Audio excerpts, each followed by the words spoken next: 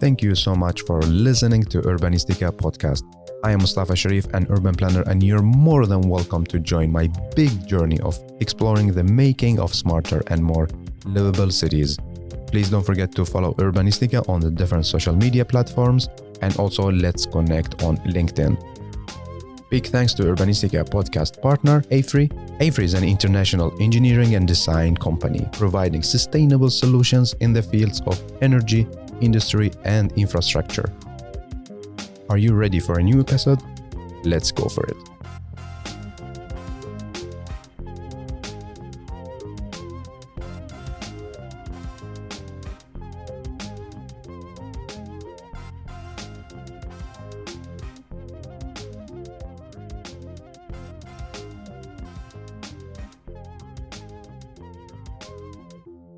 I have the pleasure to welcome you, Todor, to Urbanistica podcast. Hey, and welcome. Hello, Mustafa, and thank you for having me. It's a pleasure to finally have this talk and tell you something about my story, and I'm happy to share. Thank you so much. I know it's like we had very interesting and inspiring days here in Helsingborg, and I'm happy that you have energy. You still have energy for the podcast. Yeah, I think it goes both ways. These intensive days, they also give you energy. Yeah. I guess when you go home, then you really feel like, oh, I'm tired. But while I'm still here, I think it's quite energizing as well. So. Yeah. So how was the 2 days? Yeah, I think it was fantastic. I think the organizational team here in Helsingborg, Moa and her colleagues have done an amazing job for us.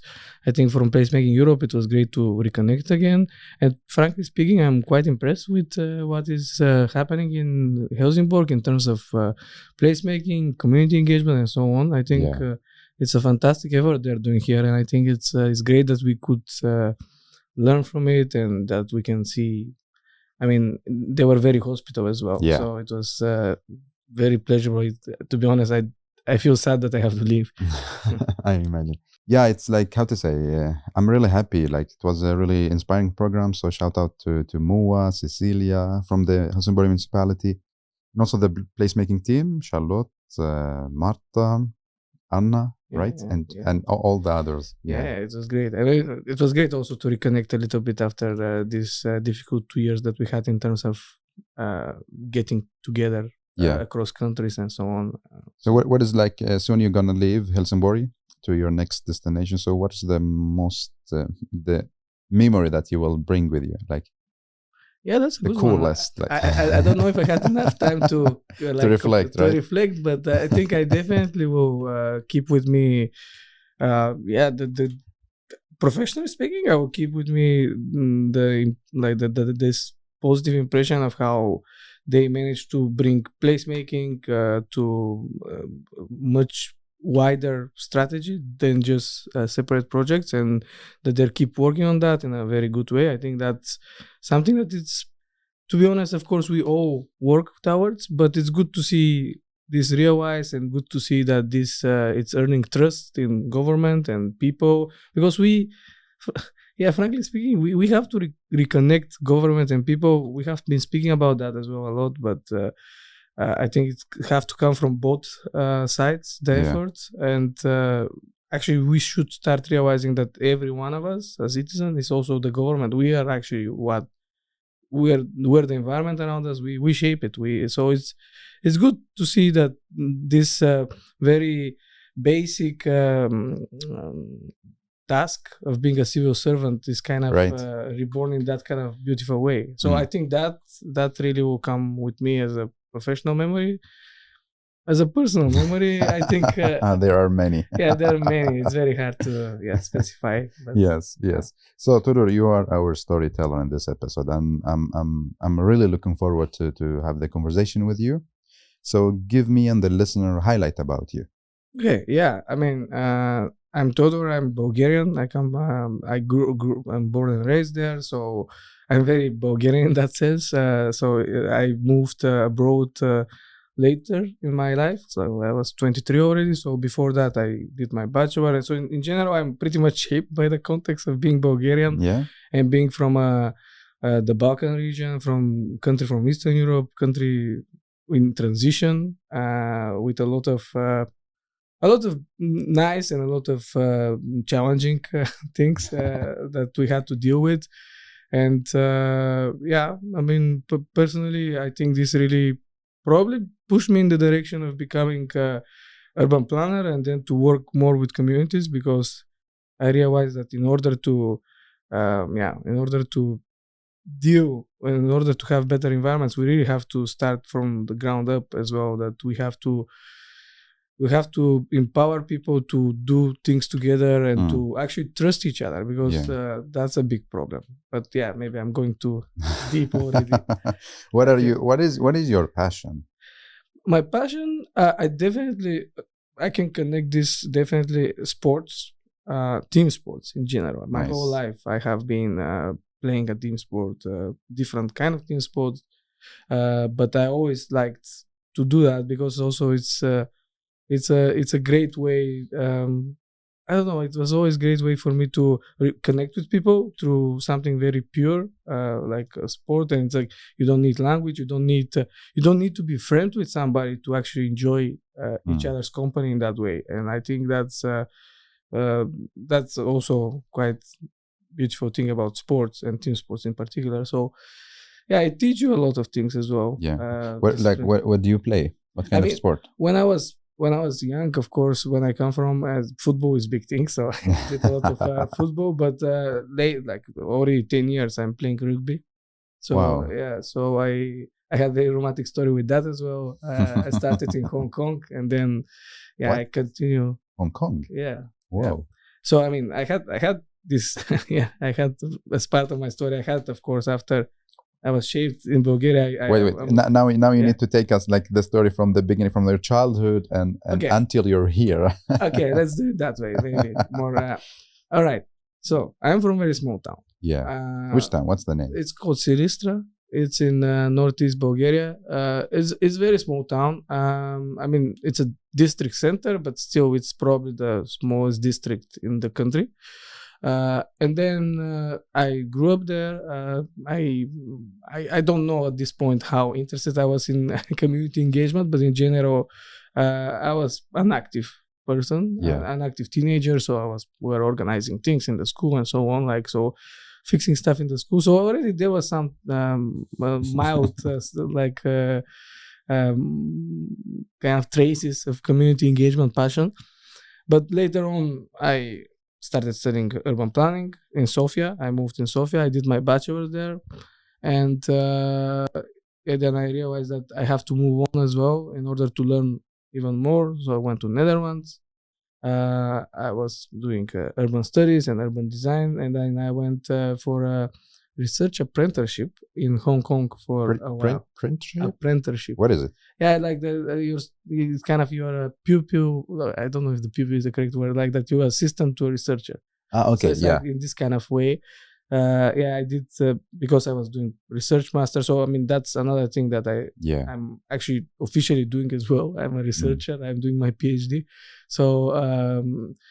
So that brought me to Hong Kong actually for 8 months, and that was quite an experience as well. That personally it was very interesting as well to experience. I mean, completely different context, to learn a lot about our context in Europe a bit more, and then to open your mind, to be more open-minded about accepting different things. And then I went back, and then I started specialized a lot in Netherlands already while I was in the university. I was working also for the University of Amsterdam as a research assistant, and then I really specialized a lot in researching and placemaking topics, because I also had a little bit of a struggle in TU Delft, for example, when I have a master degree, that for some people urban planning or urban design or because there are also a lot of architecture, traditional architects, they were treating the city making as a top-down thing, so like purely with a lot of focus on design and so on. I mean, of course, that's important, and I don't think I think still it's a good quality to have, to really understand and do these very good holistic plans. But then I really felt like, okay, I really want to do something else as well, because I was thinking that also I like design, but I really like the things behind the design, how you how Like you, the design process? the design process. Exactly. I really like, I started realizing that that's more interesting for me. So not the end product of itself, but how you reach to it. Yeah. So that's why I kind of really start specializing more in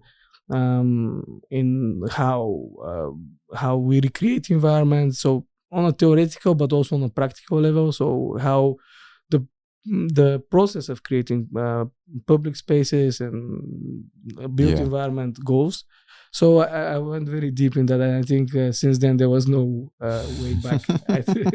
And yeah, It's so interesting. Like, apart from all the amazing like projects that you're working with and jobs, it's interesting that, because usually the stereotype we have, like, let's say people in the village, they don't have big dreams and they stay there, they stay closed. But now you're mentioning to me, you're telling that your I have to say, area is one of the smallest in the country.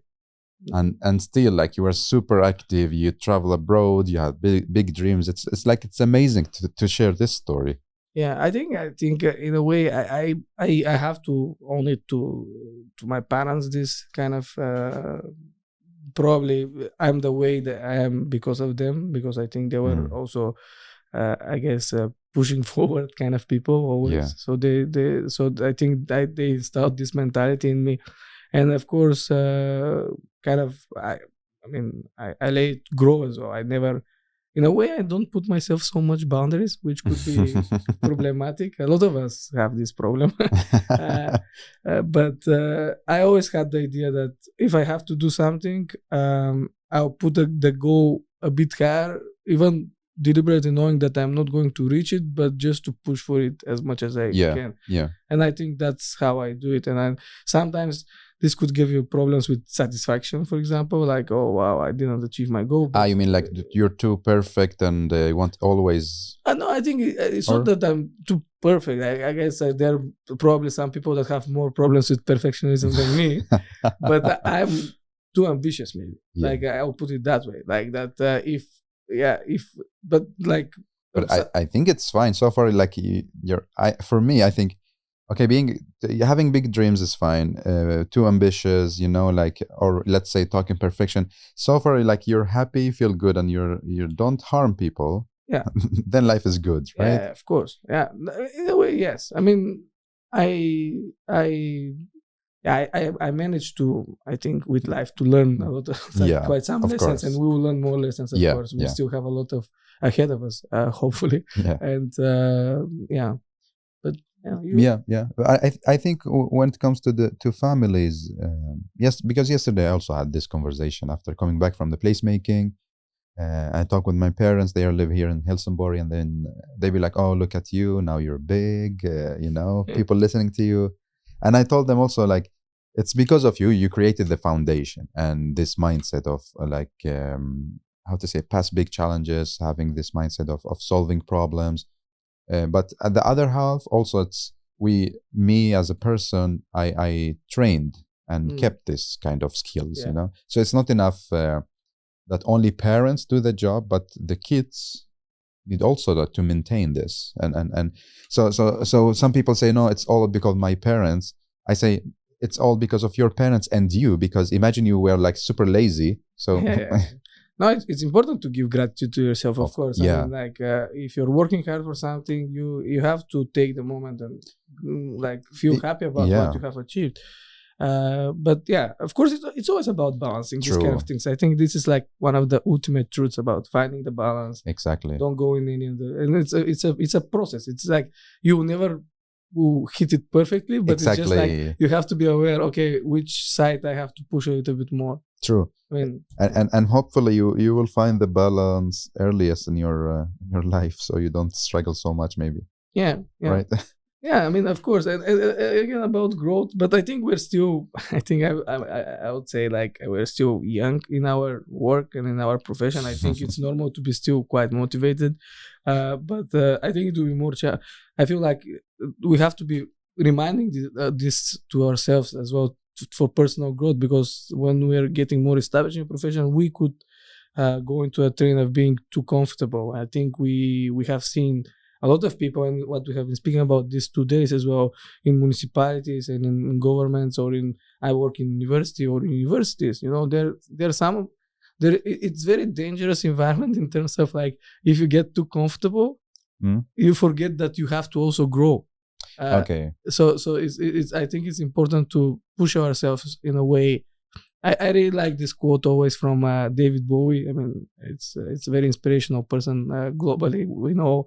But he was, I think, very also bright guy in terms of how he thinks about life. Yeah. And he was saying that in my career, I always wanted to be in that place of the sea that I kind of touch the ground, but also I cannot as well, like that. He knows where he is, but he still push like to the new, to the new boundaries and to continue growing. I think that's true. I also like. Let's say, remind myself and tell my colleagues, like, okay, we have, especially here in Sweden, the working conditions, like, I'm so grateful. They're really good, So I tell myself every time, like, okay, you have a good working place, good salary, everything is good, but don't feel so comfort. Like, don't lose your dreams or look for more new challenges. I mean, so I don't want to kill the creativity just because I have a good salary, good working place, good place to stay. So sometimes it affects you that you feel too good, and then you think you made it. Yeah, it's comfort. I think comfort is dangerous. It's dangerous. I mean, you can see it also if we want to be very urban planning nerdy about it. Like, you can see it with car users. I think that's one of the biggest advantage of car user life cars. And I think that's why it's so difficult for people to let go, because they're very comfortable. They provide a lot of comfort for you as a user. Yeah, you go there, you have your personal space. If it's raining, it doesn't rain. You put your own music. You control your own temperature. So in that sense, true. That's why people don't let go. So how is your story begun with placemaking? Okay, so I mean, I think that's the point as well. That I mean, coming from Bulgaria, growing up in Bulgaria, I think it's and also I grew up in the 90s, 2000. I mean, there is after the changes, after the Iron Curtain fell in the 89, and then all of the things that unfolded after that, a lot of Eastern European countries suffer for not really having strong enough. It's a little bit hard to explain, but I'll take the time to explain that, because I think it's very important. I think an Eastern European person very easily will understand that, but it's not that the communities were not strong. There were a lot of shaped community, but they kind of, a lot of the responsibility to drive forward the communities was left to somebody. Like, they kind of surrendered that idea that they have to bring something forward. They were having a lot of respect within the communities, so they were doing a lot of things together, but like not towards pushing the frameworks of what they can do. So they were having this strict framework that was very established, and then within this framework there were very positive stories, but there was no this mentality to push the framework further, or like to adapt the framework, or to do so. In that sense, when the changes happened, I think a lot of the communities, like cities, people were not ready to adjust very fast. And I think in this process, countries like Bulgaria lost a lot. I mean, in any kind of way, economically, socially, even spiritually, I would say, because people have started having crisis, and then of course the redistribution of power went in a very bizarre way. A lot of people took advantage of it, not necessarily the people that are capable of like having good balance in power had the power. So then of course this created a lot of differences and so on. And what this left us with was a context in which nobody trusts nobody. And it's very hard to, especially formally speaking. So like you have a system in which like people now I think we're getting forward a little bit, but for many years it was like it's the government versus the people, for example, and then there is no borderline. So it's kind of it's not so. And then like the people, like the normal folks that are not involved with whatever government is doing, they blame the government for everything, of course, without showing any initiative of doing anything. And the government, that's also a bizarre thing. The government blame the people, either the people or the system, and it's like, what the system, guys? You're the system. Like it's very typical. Like think. We spoke about this 2 days as well. It's like very typical this old school mentality of. But I think it's everywhere. But I think it was very explicit in Eastern Europe that because of this kind of totalitarian regime heritage, that for many years it was kind of the government was the government. Yeah. And then they again this relates to the fact that not pushing the boundaries, or the framework. So the framework is there, and then if something has to be done and they say, okay, this is not possible because the charter of the city doesn't allow it, or this doesn't allow it, or this permit doesn't allow it. But guys, you are the people there. You are elected to change this kind of you're things. In charge. You're in charge. So it's not like it's also stupid to say, okay, it's the system when you are actually the system.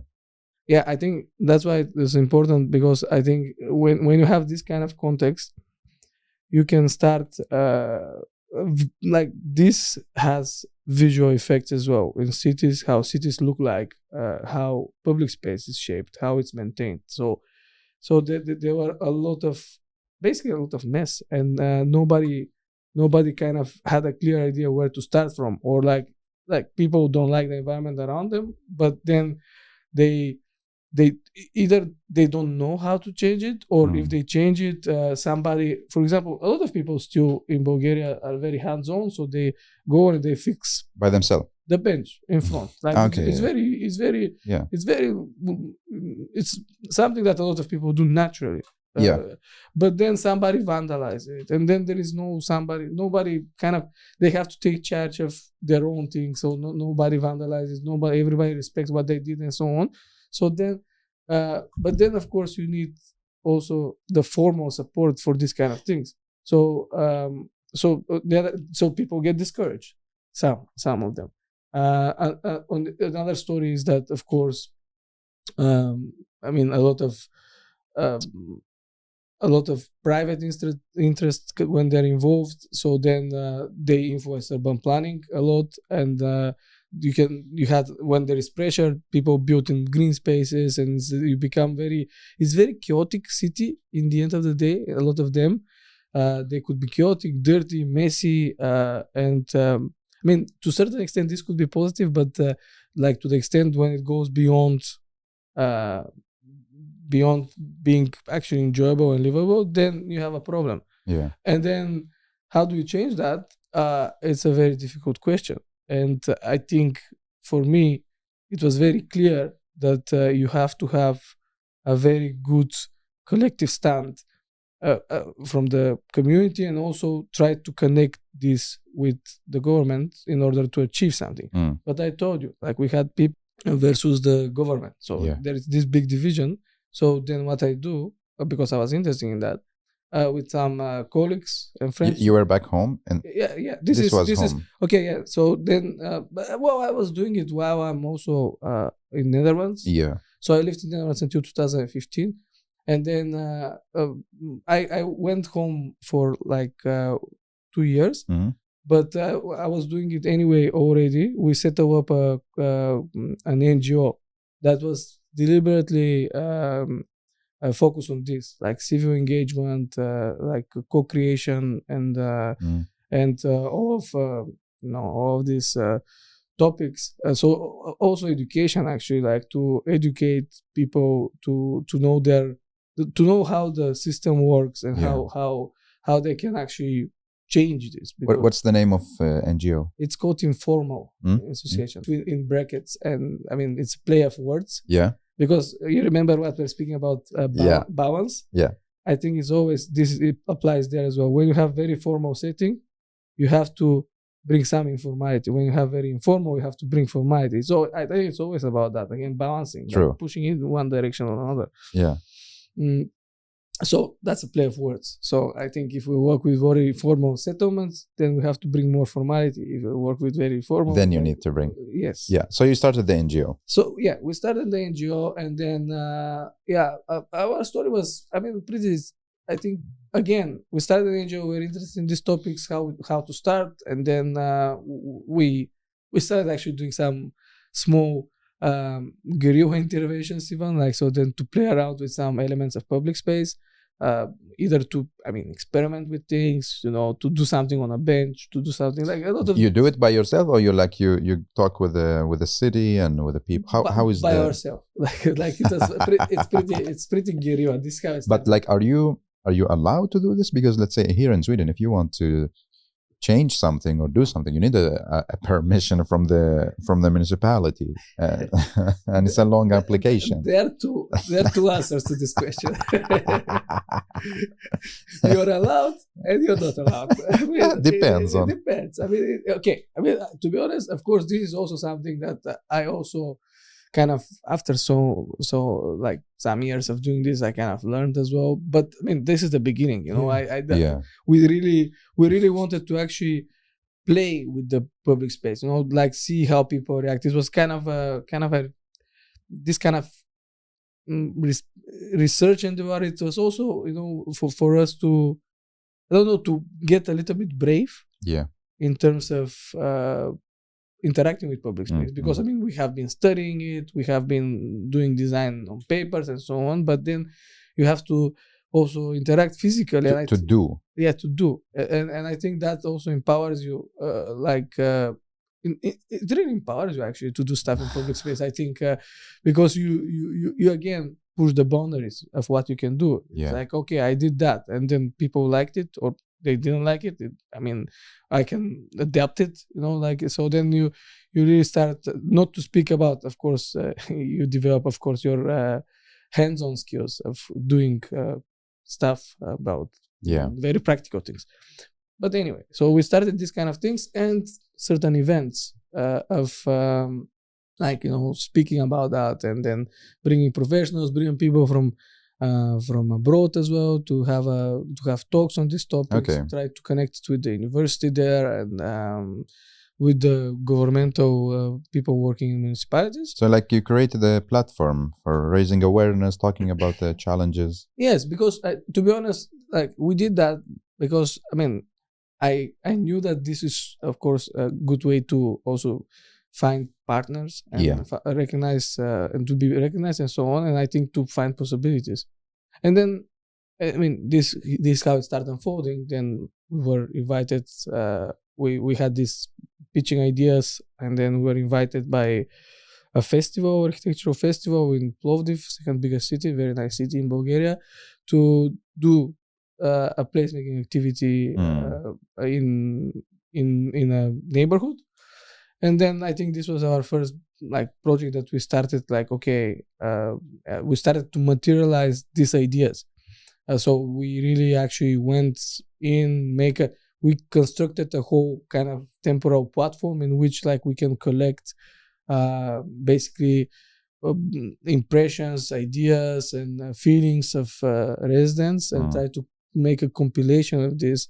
And we combine it in a design brief, which we pass on to certain architects, and then we went back and communicate with them and so on, and then we actually build it. So this happened in an interval of 5-6 months, and it was very nice. But that was quick. What? Sorry? The 6 months, very quick, right? Oh yeah, you listen to my story. You see what is quick after. Yes. So yeah, it is relatively quick, of course. Yeah. I mean, but still, I mean, we feel that was very empowering, because I think also what we really realized was we had this feeling, But how many are you in the team? Only you and your... No, we're actually we're 7 people, depending on the time, because of course this is not we all have also certain other things, so it's not 100% our job. Actually now it's kind of our side job, like a fun job even. It's not even necessary about where we kind of live from. It's more about But when it's kind of where we live from spiritually, I guess. So we were like 2 core people back then. Yeah. That were behind this, but of course the team was bigger, and there were some external people. So it was big enough team like to pull this off. But that's a good story there, because people also, how you connect with people, it was very nice. But also people themselves really felt this urge that, oh wow, like let's do our place better. So it was amazing how many people actually were working on this. Yeah. Like it came out, I mean, I'm not joking, probably 100 people came to work. Wow. It's crazy. It's like, it was, wow, how do you manage this? Exactly. They're coming, and because the space was also very nice, because you can see it from the windows of, like, there are 3 big blocks. Yeah. And you can see from the windows. It's in the middle. That something is happening, and then they see, and then it was like the snowball effect. But also wait, Todor, before you continue. Because usually sometimes we see that the project not so big numbers of participants.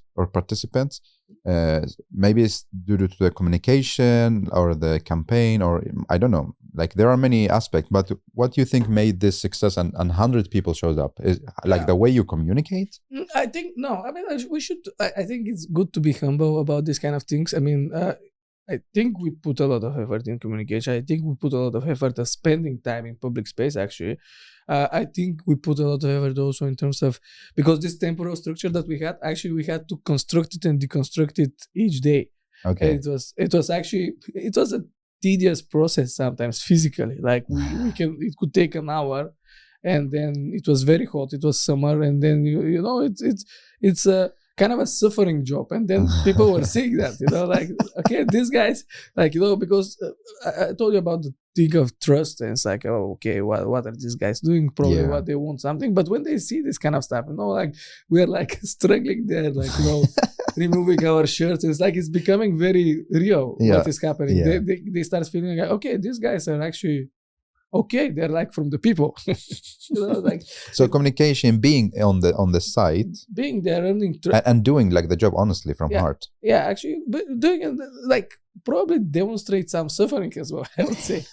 Taking off some t-shirts. but also I think this community there, it was pretty strong itself. Okay. I think it was a lot of people that were active and so on. So sometimes it's really after like quite some projects that we did after, like, in a similar approach. Yeah. I realized that, of course, I mean, that's easy to understand. Local communities, it makes a lot of difference with what kind of community you're dealing.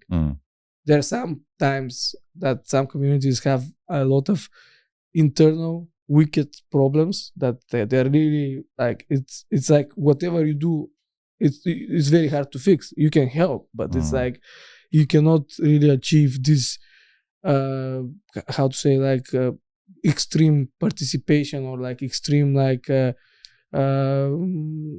totally acceptable, like, let's do this together. That there are a lot of divisions, and that sometimes it's that's it. I mean, we cannot really change everything. So I mean, when we have very successful processes, we have to be also, I think, humble and recognize that this was because also there was a good community. The people, there. Yes, exactly. So in that sense, and this was, I think, this was very inspiring project. And then we continued doing with the NGO. We then got involved in another project with another, actually, with another leader from Bulgaria, Laska Nenova. Like, she has her own organization there, and then we kind of she got in touch with us, and then we had another project. And listen to this one when you're saying like it's fast. This was insane, because it was like, okay, the framework was, okay, let's do 10 public spaces per year. 10. Okay. Yes. But so the framework was, okay, we will we will make an open call for local organizations from different places of the country to apply with a project for, like, this community engagement project and enhancing complete, like, some particular public space. And then we make a selection, and then we have to do it within a year. And this was actually super demanding, because we want to replicate the whole process, right? Okay. So what we're doing was that we did like this step approach, and we call it like touch, engage, action. So then you go like, so we make a calendar. So we selected the 10 locations with the 10 local partners and so on, and then we make a calendar. Okay, like we split it again with my colleague, and then 5 cities I'm responsible, 5 cities he's responsible, and then we travel basically, and we do, let's say May in one place we do the touch element, and then we go there, we meet with people, we meet with municipality, we kind of brainstorm, we try to collect ideas and so on, and then we do it like in all cities. Then we give us some time to our local partners to bring this forward, and then we go for the second stage, which will be 1 month later or something, or even month and a half depending on the calendar. And then we do the engage process. So we really have to shape up the vision and this and that, and then we have to take the permits when they were necessary, and at least communicate what we're going to do, because for certain things, and this is actually a good thing to ask, like when you asked me earlier what is also legal, what is not, you have to know that the building ordinances in many places are not made for placemaking activities. So you have to find your own way. Okay. So they're not made to, they're not that flexible in a way. That's why it takes a lot of time, and it's like it could be very problematic sometimes. But for example, for putting a bench, this is contextual, but in Bulgaria, for putting a bench, you need a permission for a temporary object that you have to, depending on municipality, you can have it for 1 or 2 years or something like that. But then you have to renew it. Who's going to renew the permission? Who's going to remember it? Exactly. So in a way, sometimes it's very problematic. So, but there are certain ways that you can find also, I think in every building ordinance, in every country, in every city, you can find these articles that could help you out. For example, if you place something under certain height and under certain size, then you don't need a permit and this and that, or you just need to be signed according to this article and so on. So anyway, so we arrange these formalities, and then we have a vision, and then we kind of prepare everything. We start budgeting what we need, in terms of materials, in terms of different kind of if we need extra experts, if it's something very specific job, and then we prepare all of this, and then it's the third stage that we go, and that's what's the name of the stage? Action. Actions, yeah. So touch, engage, action. Yeah. And then and celebrate. We kind of invent the third one, when we're done. This is important. Yes, of course. And then in the third one is where the really big fun starts. We really go for very intense, 10 days, and then we do stuff, build things, build. You two do it with the partners, with the people. Yeah, with the partners and the people, and then of course you have. I think this was very good to learn also about these things. What I told you earlier about the communities, that they're different. You have situations in which a lot of people, your problem is how to make sure that everybody has job to do, and in other ways it's how I can do this only with this amount of people. So True. You have to be very flexible in that sense. So I think it was very good to replicate this simultaneously in a lot of places. You really start learning about this kind of thing. And then these 10 days, it's a lot of hard work, to be honest. Super intense. It's too short period to do what we have done. This is crazy, yeah. To return to this ambition that I had, I think that I really paid a big price for this kind of stuff back then. I remember, because I always had this ambition to build and to do more than we could possibly do, and I think it was taking a lot of pressure. But now, these places, I think it was very rewarding in a lot of the places that the community kind of caught the the whole process. They were part of the whole process, and they really took it deeper for them. When we managed to communicate this, these places have their own life now, and they have their own development and so on. And and it's great. But of course, not all of them are like this. You have stories in which, and these are also important to speak. You have stories that like the places were forgotten after that. I mean, it was a good effort. But it had they had a short kind of life. Nobody like really took them over to continue their life. I mean, it happens. I think in that way, that's why what we try to do is like we try to build with, I mean, a lot of temporal stuff. I think this is the beauty of temporal things. It's like that if they are not appropriated properly, they just will disappear, and that's it. It's the way it is. I mean, we try to communicate these kind of things with local municipalities, of course, because this is also could backfire. Like it could be discouraging for people that spend effort on it. But of course, you don't always find the right people. And something that is very important for placemaking, I think one of the major things that I learned is like being present. You have to be present. Somebody has to be present there. Like we can push, we can help, but you need somebody to be present and responsible. If you don't have this kind of person, it's very hard to maintain something further. But as I'm saying, I think it's a learning process for our whole community, our whole country, and the government of how we do these things. Because I think we should start somewhere anyway. Of course. Because some of the things work out, and then that's why also with time, when we're replicating these processes, I started also investing time in actually people a lot, like in people that are behind the scenes, like from local community or from the local partners, because very often these local partners are very inspiring people themselves. They are really the people that some people like kind of professionalize what they're doing, so they studied for something to work with youngsters and then they do it. But some people really came out from the community and they just said, okay, let's do that. And then I really started spending a lot of effort on them as well. Like how do you mean? How can we invest more in people? Like what did you do? I mean, like really, okay. When I go in all of these projects, you can of course because there are so many tasks. You have to do the arrangement with the municipality. You have to like help build the design. You have to communicate with people. We have to facilitate this whole thing, and then you have to kind of make sure that these kind of things are kind of appropriate, or there is some kind of plan for like a little bit, at least, even if it doesn't work, that there is a plan for further appropriation. So this is a lot of things. And I think if you start and doing that as a responsible manager for whatever like this initiative is,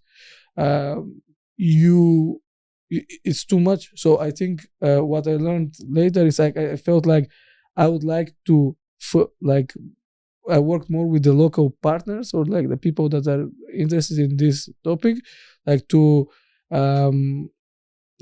give them tips and tricks, or to actually go through them through the like for example building ordinance, and tell them what to read for, because they're not urban planners, what to look at, like this is the article, this is what it means, and so on. So they have, when we leave and when this process is finished, at least there is this person or these people that have enriched their knowledge and capacities in particularly achieving these kind of projects. And it's like really, I think it's a great way to exchange knowledge and to move this mentality further, because it's not about me. It's not about like, and it should not be about me. When I go somewhere and help people establish their public spaces, it should be about the people that live there. But then if I cannot be there, like after that, I have to invest in the person that could be there and could move this forward. And I think this again, I think we have to be humble about this. With some people, it works very good because they actually really have the motivation to do that. And with some people, it's a little bit harder because they either, I mean, they have, because we select them, I mean, most of them, they have the right mentality, of course, but maybe not the right, how to say, persistence. So maybe they switch at some point, or they focus on something else, or like, so you have these stories as well. So, but then when you get the person that is really motivated and really with the right mindset going in that direction, it's very empowering and very good for them as well, because it reminds me as well the same way I started doing stuff in public space.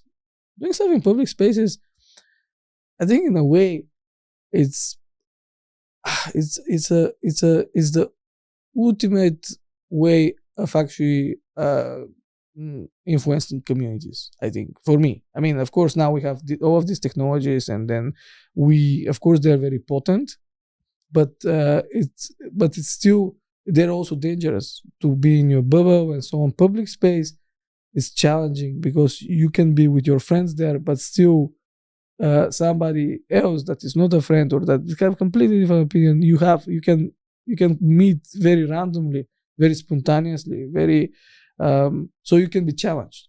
And it's important to be challenged, because otherwise we will create more divisions. If we're challenged, if we're together, like it will be easier. So in that sense, public space for me, doing stuff in public space, doing fixing elements, adding elements, shaping elements, it's a great way to actually shaping. But Todor, like the public space is not yours. Like, how to say? I mean, now, like you going to public space, you don't own this space, and you want to change elements, add elements, so you just take ownership and like. What do you mean? But you're part of the community. I think I think public space cities, we are also like, I think it's not, look, I don't think it should be something like as far as I will do a new sculpture in the square, like stuff like that, of course. But this kind of things will not fly anyway. They will remove it. But things about moving or like shaping something, or like putting a seat somewhere, like bringing a chair, like moving the chair, like shaping, like these kind of things. I don't think that is that problematic. It could create a little bit of a disorder sometimes, but I don't think it's like until it's maintained to a certain level, I think it brings comfort. I think that what makes public spaces great as well, that you can have the possibility to interact with them, even if you're not from that place. Even if you're not from there, I think you should have the possibility, because otherwise you will not like to be in this place. If it's something that it's really rigid, it's very likely that you probably, if it's designed in a rigid mindset, that it will be only for specific type of activity or of a specific type of people, or specific, the possibility for people to enjoy this public space is less and less. But I mean, like you do the change. Now I'm being your neighbor that you're disturbing me. I am a neighbor, and I see you from the window. You're changing the public space, and maybe I'm not fine with that. Yeah. So how do you fix this relationship between like the neighbor that's not fine with what you do in the public space, and you want to recreate the public space? Yeah, that's a good question. Of course, I mean, it's always, I think what is always important is to communicate. So like bring them in the process, because this is, I think that's pretty much teamwork and collaboration in its essence. I mean, when we work on a project, any kind of project, we work with people that we not necessarily agree, and we have to find a way to do it that we are both satisfied, that we are both thinking. But there is no real recipe for this. Like, how do you fix this? It really depends on what type of people. But like really being open, making sure that everybody has his or her point communicated. Like, try to be transparent in the decision making. I think that's also something that we have been experimenting a lot. For example, when we go to a place and we go for a few days, and then we speak with people what they need to do and what they want to do. We had this tool, actually a big board that we place there, and we write with kind of big, because it's nice to see as well. So it's kind of a word cloud, like I think it's called, like that they use it for visualizing what is popular, what is that? Yeah. So it's kind of a word cloud we create there, and the more things, the more something is kind of communicated, we make it bigger and so on, and then we place it there, and then people can pass by and speak about it, and then I think this is also transparent. And then even if you don't like it, it was communicated to you that this is what people want. Yeah. And then we say, okay, it's written, if you don't like something, or like, come speak, but don't come speak only to us, speak to everybody. So we have a session. Yeah. So then we really want to make it clear, because that's how it is. That's how public space is created. It should be created. It's like, yes, you might not like something, but I mean, it's either you have to deal with it, or like you have to try to adapt to it, or like try to shape it a little bit, but respect the others as well. So you think the key, like let's say the key between you wants to do some changes, and the people that really not agree with you, is a communication and respect? I think respect is a big one. Communication is also a big one. Transparency also. I think it's like you have to be really transparent. Like it's like honest. You have to be honest about what are you doing and what's the point of this. I mean, in general, again, there is no recipe. But again, this is something that it happens a lot in public spaces that are more community, like intensively community used. So you tend to. This is also something that we realize from experience. In this kind of places, it's more like you can have more problems about these kind of things, because people already have certain type of ownership. Then you have to be very careful. So you have a lot of commitment, but then the time that you spend on for like working on this has to be focused on like management of this commitment, because it could go wrong. And then, for example, you have these other places that are kind of not appropriated by anybody, so they look very abandoned and stuff like that, even though if they have qualities. Then you have by default low engagement, so then the effort you have to spend is to create engagement. So there is also this contextual things that you have to deal like case by case. So how did you start to engage in Placemaking Europe? I think in Placemaking Europe, again, this has to, like, I have to rewind a little bit back when we are in Netherlands students already. We kind of get in touch with Jeroen from Stipo for again event that we kind of organize. But we first did a symposium, quite a big one actually, confronting informality, we call it. Because again, I think Daniel, like who was here as well, and some other colleagues of ours that were interested in this kind of topics, we just said, okay, let's kind of make more awareness about being more critical about how we create built environment and how we deal with this distribution of power, or like how like power distribution of creating public space. Because how do you create it with the communities, and how you create it top down, and when you have to do what, like when you have to bring more formality, when you have to bring more informality, this kind of stuff. Then we made quite a big event. I think TU Delft still like use this series of events, which is great. We had a lot of support there from them as well. But then through this process, we actually meet some people there internationally, and then Jeroen, Stipo. Then we start engaging. Then I went to Bulgaria. I started doing a lot of these projects that I was just explaining, and then we again invited for the closing project Jeroen to come to see what we have been doing, and then this is how it happens. I think it just unfolds. Then we're invited and so on. And I think, to be honest, it's great actually to the network. It's great to be part of this network, and I don't think it's that hard to get engaged with it, because I think it's pretty open network as well. I think if you're interested in the topic, and you want to do something about it, I think everybody is happy to have you there and like share. What do you do now? Like, what activities do you do with the network? Yes, so the activities that I do with the network, more like recently, as I told you, for me, experimenting in public space, it's since already like it will be soon 10 years. It has always been a passion. So even those small things, also doing small things in public space, either as provocations or as a research or as awareness strategies, it has been. I never stopped doing that.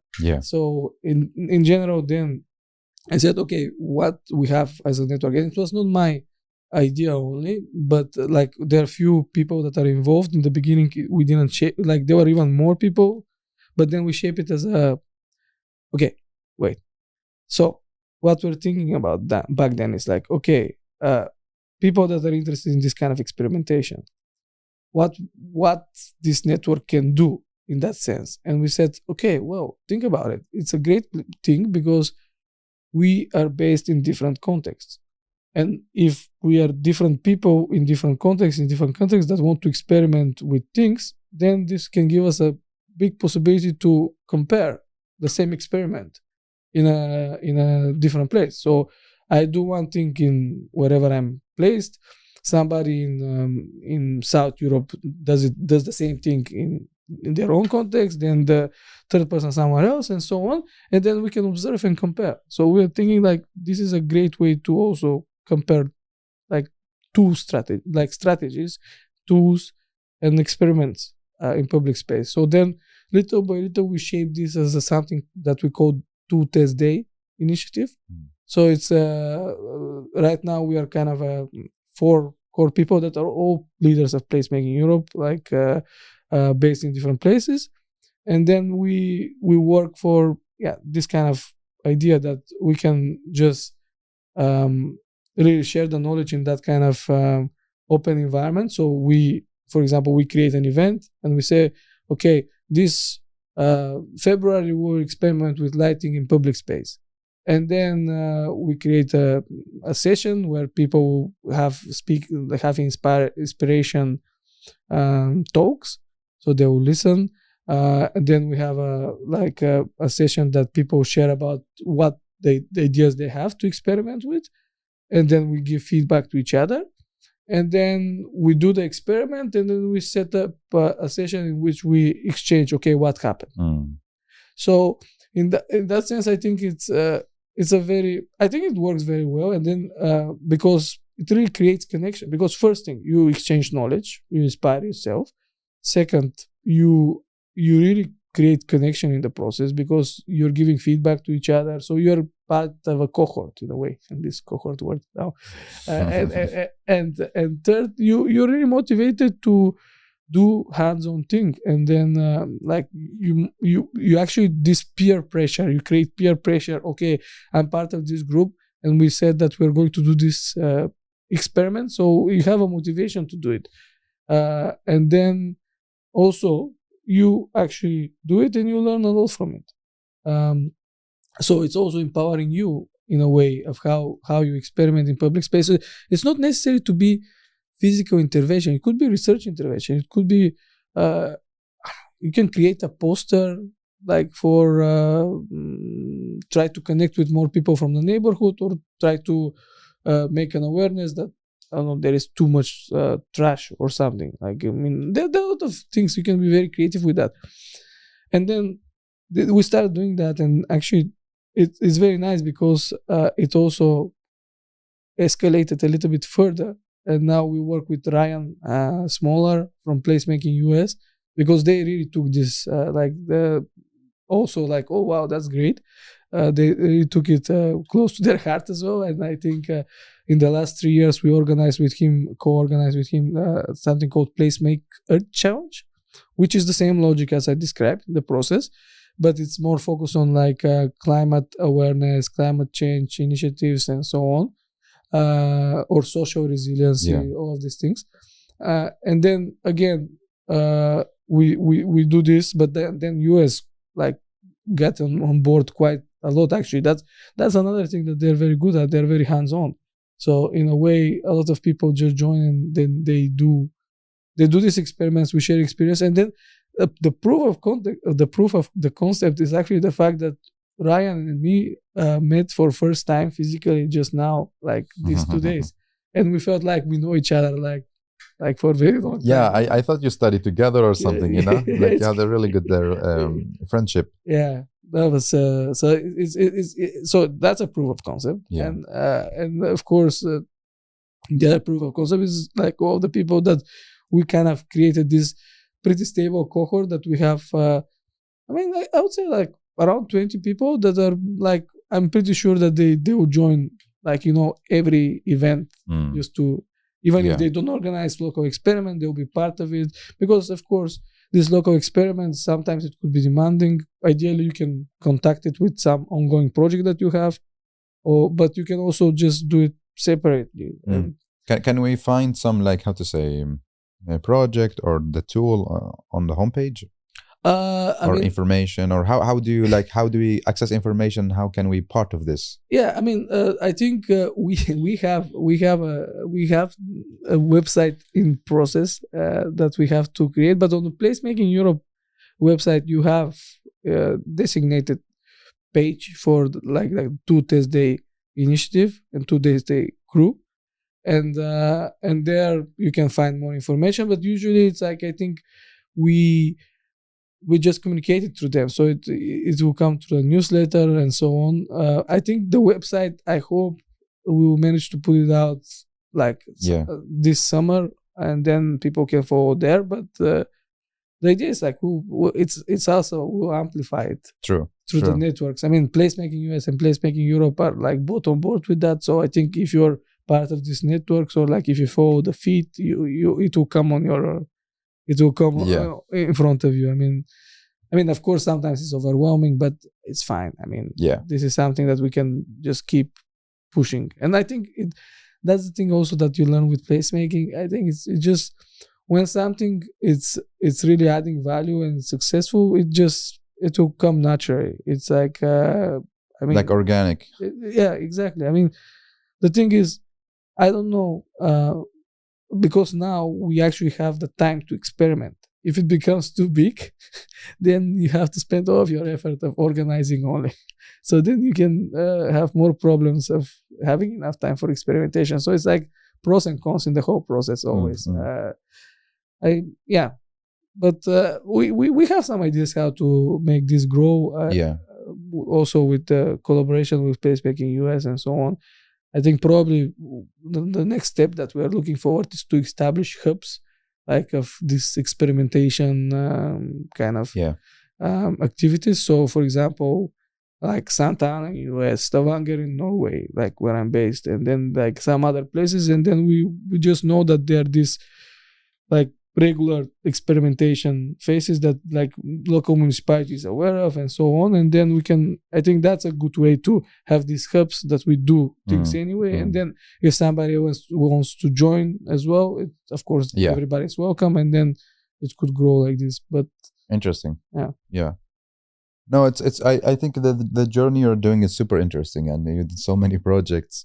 And I'm really happy to listen to you, to learn, and especially the method about like touch, engage, and action, and then celebrate as well. So in the last section of this podcast or this episode, I have 3 questions for you. So the first question is what is like the next step of placemaking? What's going to happen? Of the network or of placemaking in general, like of placemaking in general, like where is it headed? Okay, I think there are 2 major things that we have to do now as a community, of professionals and so on. One that is already happening is to get this more integrated in the governmental, local governments, in more formal systems. And I think like what they're doing in Helsingborg, it's an example of that. This is happening more and more. What they're doing is like in a lot of Spanish cities, for example, they had this as well. A lot of activists go into the government, and they kind of establish this in more formal. I think that's great, because this is a mentality that will bring people together to governments, and then like that's healthy process as well. It's like we have to work with this, because otherwise, we're facing very, very, very difficult challenges in the next years. And at the moment, like I think like both socially, environmentally, economically, but even economically, even if you don't focus on the economy, I think the social and environmental are even more challenging. So that's one thing. And the second thing that I think we really have to do better, and that's also on my side because I'm in the research field, I think we should establish this. I know that it's quite hands-on project. I know that it's grounded in the empirical world, how to say, but I think we have to do more scientific recognition of what we're doing, because I think we are creating a great amount of content, amazing amount of content that sometimes I feel like it is also important to be establishing research material as well, like to be more systematic in that, because this first of all, this will stay. Like, you write a book or like you write articles, this stays. It's there. So because the world can change, and then like placemaking could be like not that popular anymore, like could be forgotten, but after 30 years it could become again a big thing, and we should not start ground up. We have to have something left behind us. So I think in that sense, science is very important. It's important to push for more scientific recognition, for more research contributions and so on. I think that's also, as I say, it's on me as well, like that. But this is also happening, but I think not to the extent that it has to happen. Yeah. Interesting. Yeah. And the last two questions, if you don't mind, I will just make a short video of you when you answer. So I put it on Instagram. Is that fine for you or not? Yes. So, and you don't need to look here, so it's fine. So the first question is that you give me and the listeners 3 takeaway messages about how do we create future cities. Okay. Yeah. Okay. I think definitely how do we create future cities? We have to actually really understand each other. We really try to communicate and understand each other. This is probably one thing, because it's ironic that we have all these communicational techniques and tools now, and I think I feel like socially I feel like we are losing grip with the art of communication. I think we have a lot of tools to communicate, but we forget how to use them, and then we use them in a very, I don't know, single purpose, like in one direction. And this communication is not in one direction, it's like at least 2 directions. So I think we have to listen more, and we have to be more empathetic with each other. We have to recognize and respect that there are different needs in cities, and there are different problems, and they have to be addressed, all of them. It's not like because it's functional to prioritize what is more urgent versus other things, but then sometimes, of course, we tend to forget somebody and someone, and that's not good, of course. So then have platforms, be open-minded, communicate and understand each other. And I think these are the I think these are the 3 things. And be also flexible. We should not be that rigid, I think. So open-minded, communicating, empathetic. Open-minded and communicating, one, and being empathetic, and nurture empathy, and be flexible and try to see things in different ways, I guess. Yeah. They're kind of connected as well. But. Yeah. And the last question is going to be you asking it to us. So what is your question to me and to the listeners? Okay.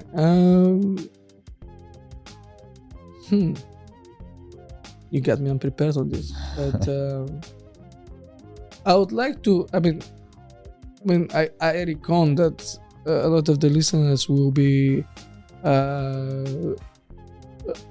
urban planners, placemakers, or somebody related to civil activism, and I think it's a good question to ask ourselves if we work with these collaboration strategies and community engagement and power relationships.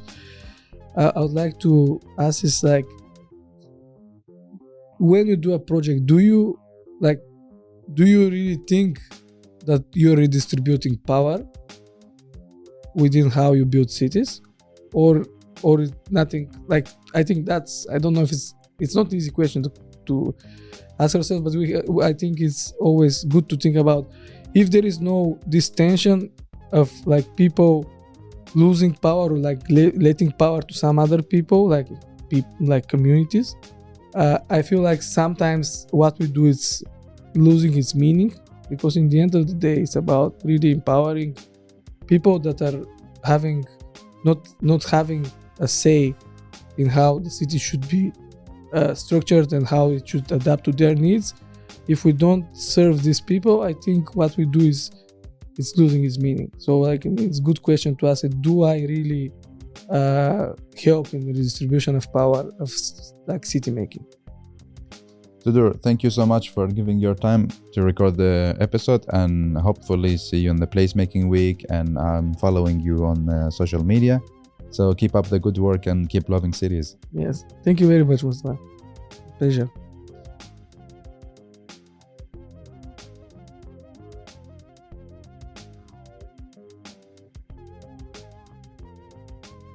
Well, thank you so much for listening to Urbanistica podcast. I hope you really enjoyed this episode.